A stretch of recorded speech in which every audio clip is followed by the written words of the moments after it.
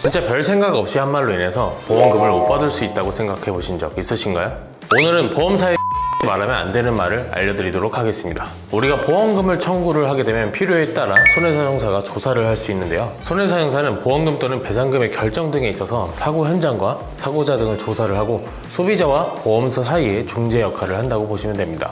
그런데 만약 여러분들이 보험금 청구를 했는데 이렇게 손해사정사가 나온다고 연락을 받으시면 어떠실까요? 잘못한 것도 없는데 괜히 긴장도 되고 보험금을 안 주려고 나오나 이렇게 생각이 드실 건데요. 막상 이렇게 만나면 사실 별거 아닙니다. 간단하게 면담을 하고 조사를 하기 위한 위임장 등의 서명을 받으실 건데요. 우리가 이럴 때 조심해야 될 말들과 서류가 있습니다. 우선 면담을 하실 때 여러분들에게 여러 가지 질문들을 하실 겁니다. 평소 드시고 계시는 약이 있는지, 건강검진을 받았는지, 이전에 치료를 받은 적이 있는지 여러 가지 질문들을 할 텐데요. 이런 질문들 속에서 여러분들의 말로 인해서 손해를 볼 수도 있습니다. 사실 몇 년 전부터 아팠는데요. 이런 말들은 우리가 병원에 가면 의사 선생님을 면담을 할 때 이런저런 얘기들을 하는 경우들이 있습니다. 물론 우리가 병원에서 진료를 볼 때 아픈 증상에 대해서 얘기를 해야 하는 것이 맞지만 굳이 쓸데없는 얘기들은 할 필요가 없겠죠. 우리가 말한 내용들은 사실 초진기록지에 다 적혀 있습니다. 그러니까 이게 쉽게 말하면 우리가 보험 가입을 할 당시에 고지사항과 관련해서 연관이 있는 질병들이나 문제가 될 만한 점이 있다면 아무래도 면밀하게 조사를 할 수밖에 없습니다. 이 말 한마디가 보험사에겐 이렇게 들립니다. 아, 이건 예전병의 연장선이네, 이렇게 들릴 수가 있다는 겁니다. 즉 새로운 질병이 아니라 기왕증으로 판단을 할 수도 있다고 볼 수 있습니다.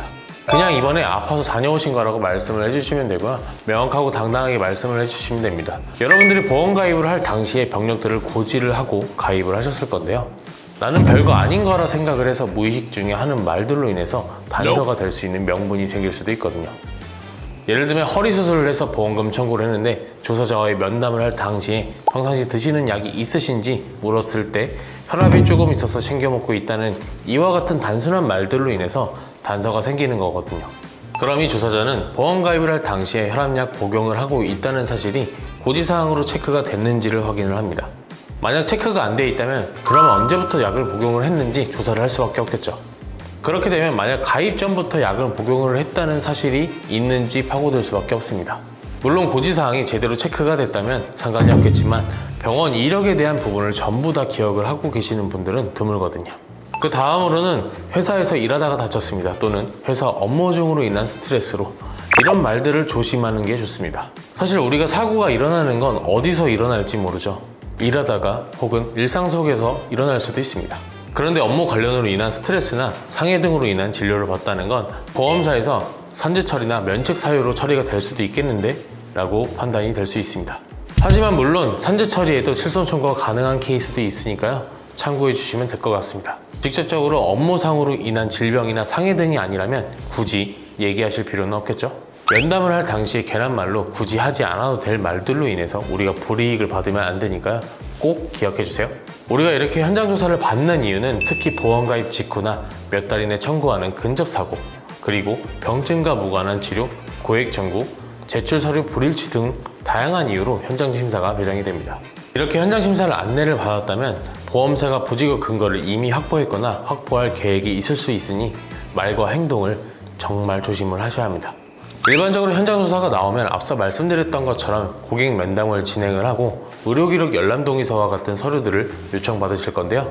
이미 여러 매체에서 무작정 사인하면 안 된다고 하는 것처럼 무조건 거부를 하는 것은 보험금 지급 지연의 사유가 될 수 있습니다. 열람동의서는 의료기관명, 진료기간, 범위 등을 반드시 명시하고 필요한 만큼만 작성을 해주시는 것이 좋습니다. 그리고 혹시나 보험금 청구 과정에서 요청하는 화해 요청서나 부재소 합의서와 같은 서류들은 내용을 면밀히 확인하고 조율해서 불리한 내용들을 수정 요청하시는 것이 가장 좋습니다.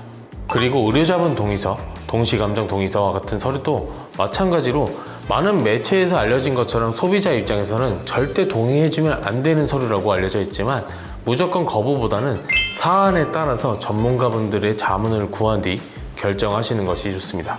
그리고 혹시라도 현장 조사를 통한 면담과 서류 동의들에 있어서 내가 지금 당장 모르고 이해가 안 된다면 당장 어떤 진행을 하지 않으셔도 괜찮으시니까요. 급하게 무언가를 진행하시지 않으셔도 됩니다.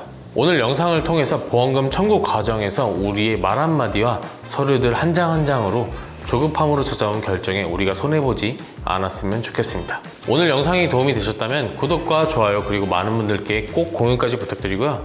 혹시라도 내 보험 점검과 보험 설계가 필요하시다면 우측 상단 연락처로 전화를 주시거나 카톡 상담 신청을 해주시면 친절하게 답변 드리도록 하겠습니다. 감사합니다. 본 광고는 심의 기준을 준수하였으며 유효기간은 심의일로부터 1년입니다.